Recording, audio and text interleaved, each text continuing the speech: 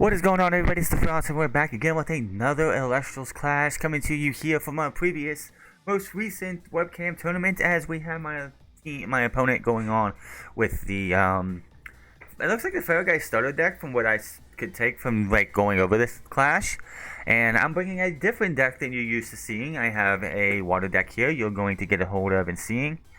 As we're going to let this video play here, as you can see, my opponent is going to. They're going to mulligan to start off this clash. Never a good way you want to start. The only deck I could say that's good for mulligan is a Cryo Scorch deck, because you get those you get those two Frost Spirits in the Underworld for Cryovern. Am I going to say you need to do more than one mulligan? No, but it's like, in my opinion, if you can help it, try not to mulligan as much as possible, because it does definitely it's definitely hurts your chance of winning the more you come out and not have a good hand.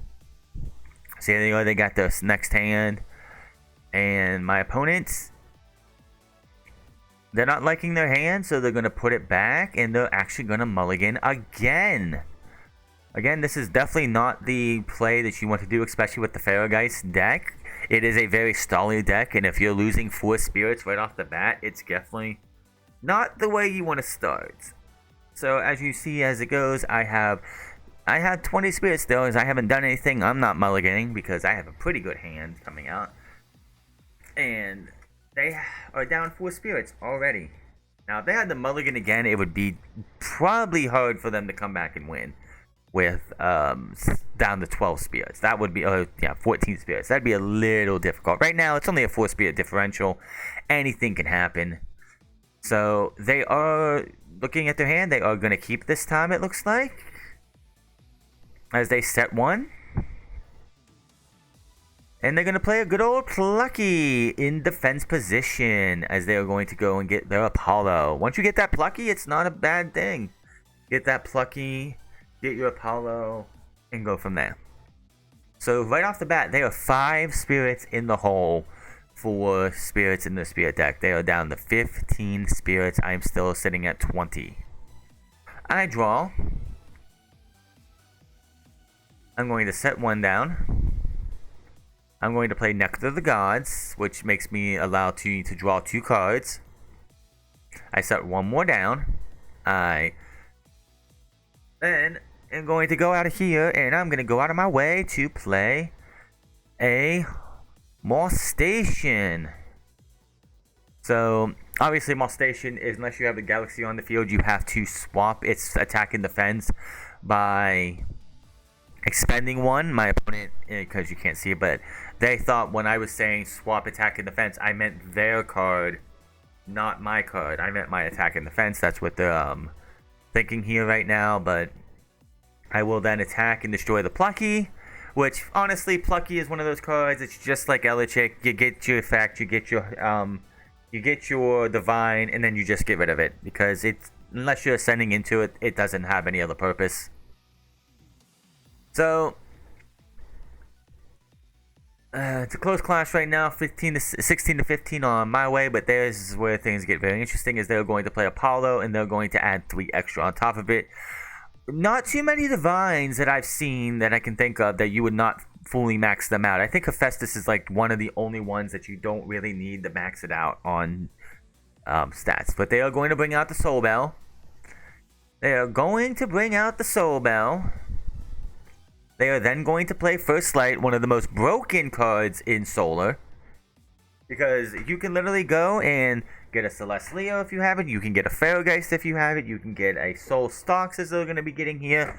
You can get any solar-powered Celestial to pretty much, foretell, especially if you have Apollo on the field, to like, oh, look what I foretold. I didn't totally just rig the game, but yeah. It's one of the more broken cards out there, for sure. Now, if you foolishly play that, if you play First Light and you don't have Apollo up, I don't know what you're doing. But they are going to do that. basically to get that soul stocks. Now, because Soul Bell is on the field, they do 4 more. They are going to grab 4. They are going to grab the Pharogeist, which I guess you can do both of. You get both soul stocks and another Celestial, which is kind of crazy. He is explaining that to me. It's like, I don't play this deck much at all, so... But this is a very good play here. Now, obviously, as they ascend into soul stocks, as they're putting their deck back and everything, or they're putting whatever they want back, they take the Pharogeist. They're going to send the soul stocks. I couldn't go. I had to PTA this thing. I had to 100% PTA this thing.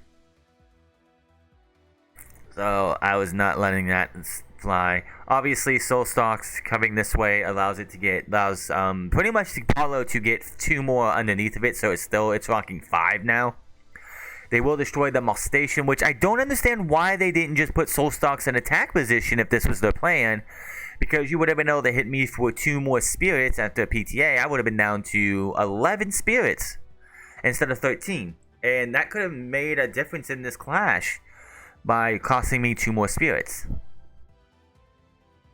So I proc it, get rid of the soul stocks. Worth it. It's a little painful. It's not as painful as like a Pharogeist or a 3 cost where you have to get 4.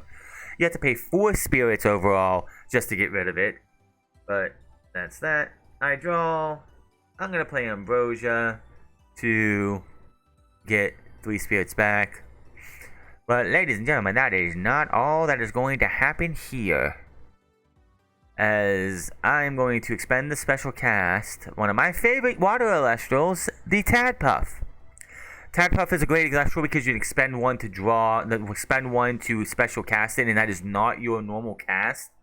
So you can ascend to a 2 cost, or as you're going to see here, I'm going to have myself go from, I can Nexus, and then I'm getting Majasea on turn 2.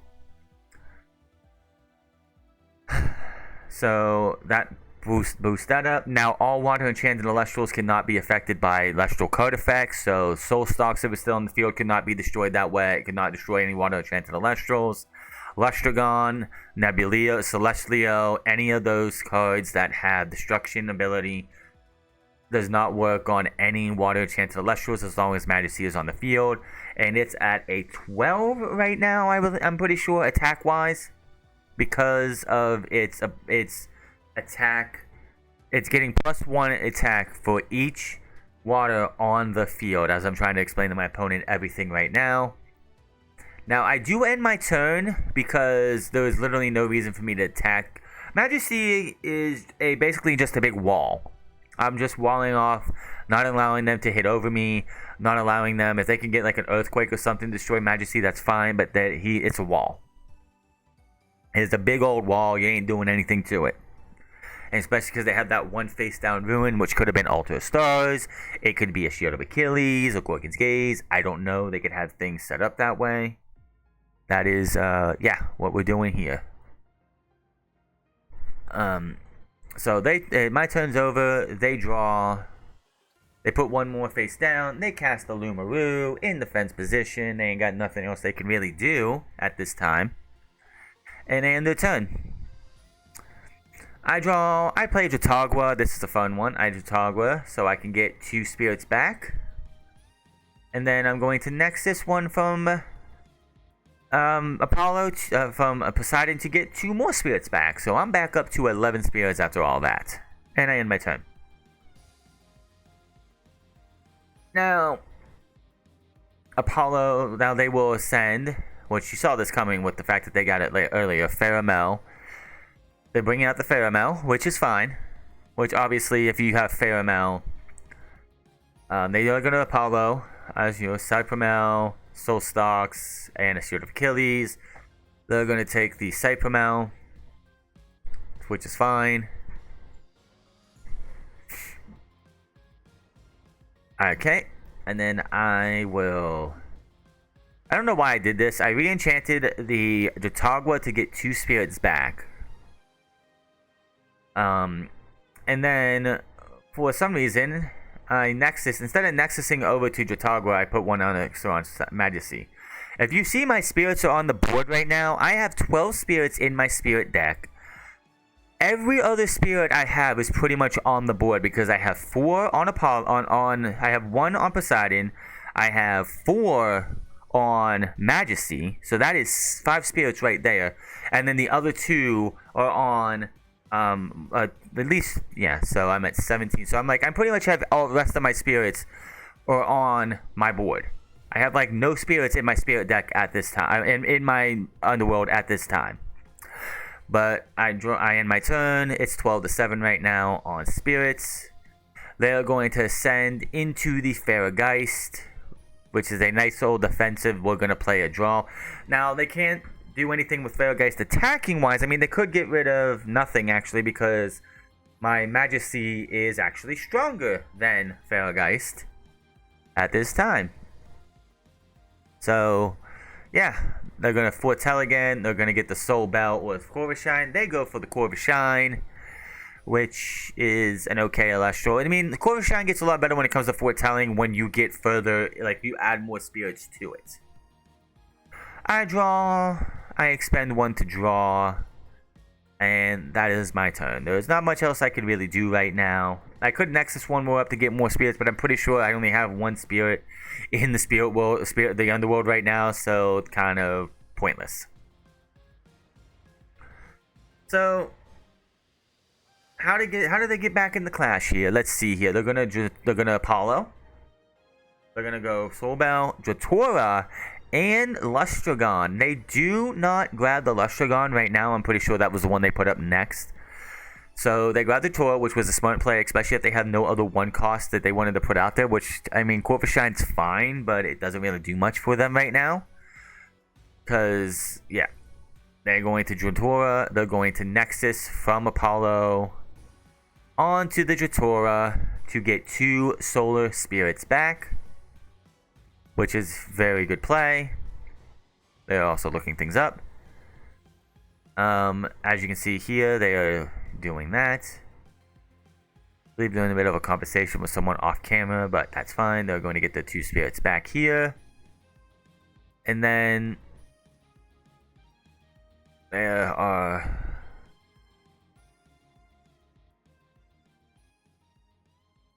just probably explaining to somebody off camera, that's fine. As they are now going to go into hand. This is a very good play what's coming up here too. They're going to take 1 spirit they Nexus onto and then to get a Ambrosia. So in 1 fell swoop, they go from 6 spirits up to 5 spirits back in their spirit deck, making this clash so much closer as I have 11 and they have 10. They went from 6 to 10 in 1 fell swoop, which is a very good play. I draw. One of the best things I could have come out with.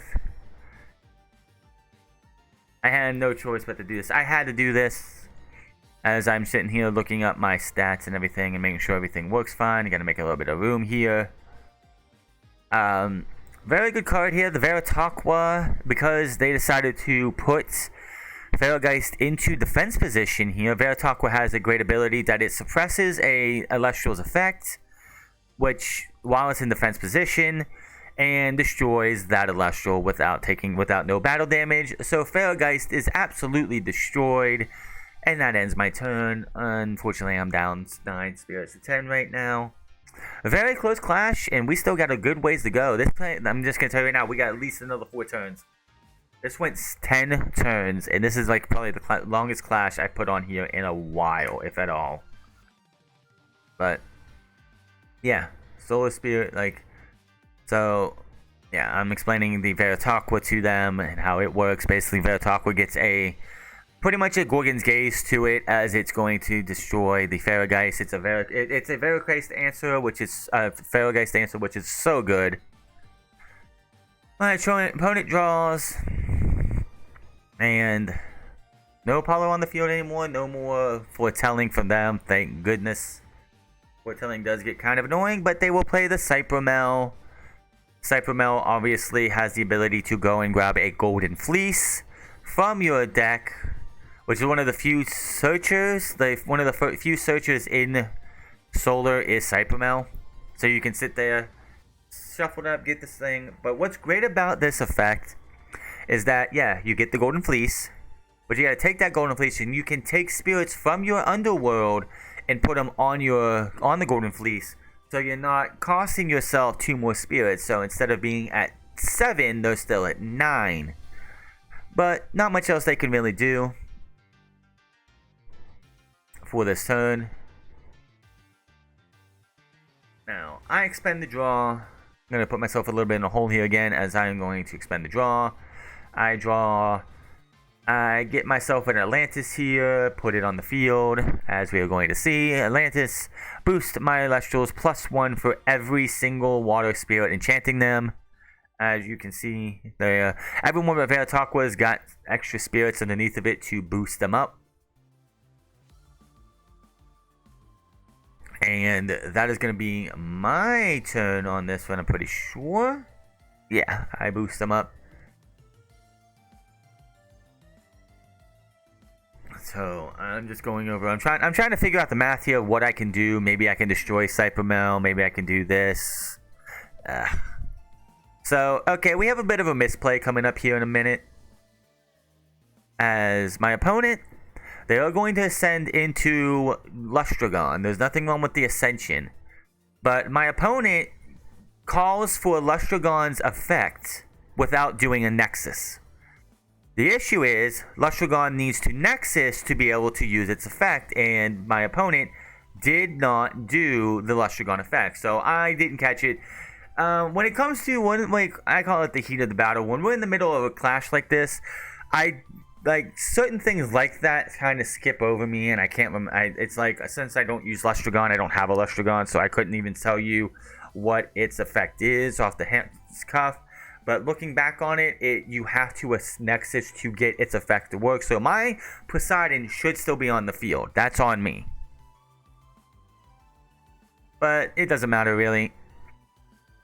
My turn. I draw. I gotta make some room here, so I gotta clean up my Elestrals. Definitely having a playmat would be so much nicer than playing on a ripped up, disgusting looking board. Yeah. So I gotta make the room for my next play. As we're going to come here, we're looking through what we're going to do. Now,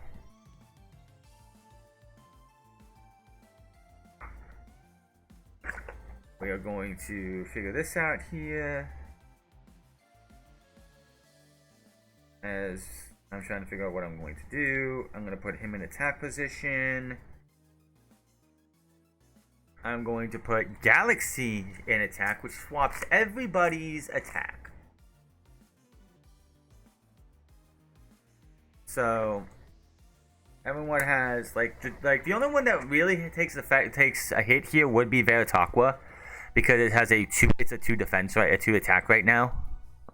So it's kind of the weaker of the ones, but everyone else gets kind of an attack buff.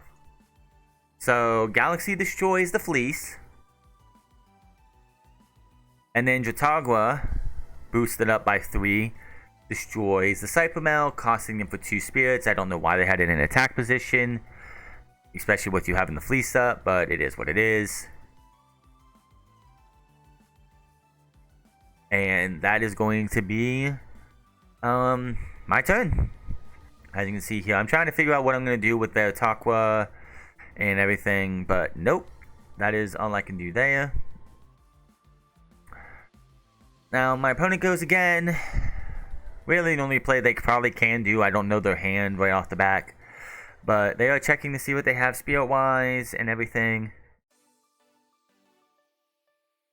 They go and play Cybermel again to be able to proc its effect. This is obviously they put it in defense this time, which was a very smart play to do, because there's literally no reason to have an attack, because I could just do the same thing again next turn. Galaxy into Cybermel, Jatagua into Cybermel again, burn him for 2 and knocking him down even further. So, my opponent does grab the Golden Fleece. They put it on there, get 2 spirits from the underworld. They think they're going to end their turn there. They think about it, but they are going to use Lustragon here in a second to destroy my Galaxy, which will flip everyone back to their current position. of like the attack and defense is back again, burning me for one because Galaxy was in attack position. So right now, as the sequence continue on, I have 4 spirits. My opponent has 5. So this is how close this clash is. We started this clash. I had 20. They had 16 because of the double mulligan. And right now, this clash can go either way if they want to get it to go either way. Now, of course, I play Ambrosia by taking one off of the Majasea, which is fine because Majasea did have that extra one, thankfully.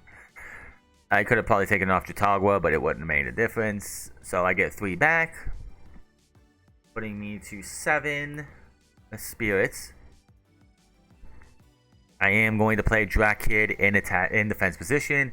Because of Drakid's effect, I am able to target the Lustragon. Lustragon cannot attack or use its effect, even though its effect is useless because of Majasea being on the field right now. And I do try to attack with Jatagua, but they do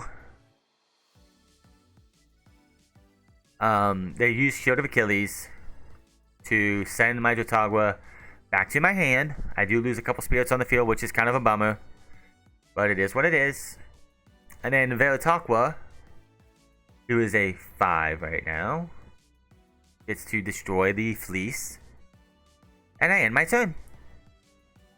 So they are down to 3 spirits as it is. My opponent is going to draw here, coming down to the 10th and final turn here. They are going to send the Cypramel because it's got no more fleece, so there's no pointing in anymore, into a Soul Stalks. Well, without Apollo, there really is nothing else that can really be played with this one. And that is their turn. So I draw. I send my Veritaqua, which I'm surprised made it this far into the clash. I figured it would have been gone turn 2 or the next turn, into its actual Ascension, Javalantis. Then I'm checking the effect here, but I'm pretty sure I know what the effect is. The effect is you attack a defense position Celestial and make them expend 3. I'm going to do that into the Soul Stalks. The Soul Stalks goes down. They have only 2 spirits left. That means they have 0 spirits, and your boy here picks up the clash and the win to win it all.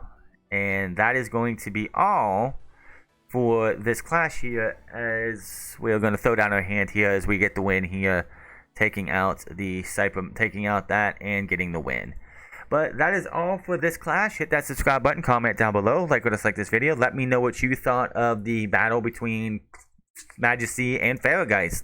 Until then, my name is Franz, and I'll see you guys later.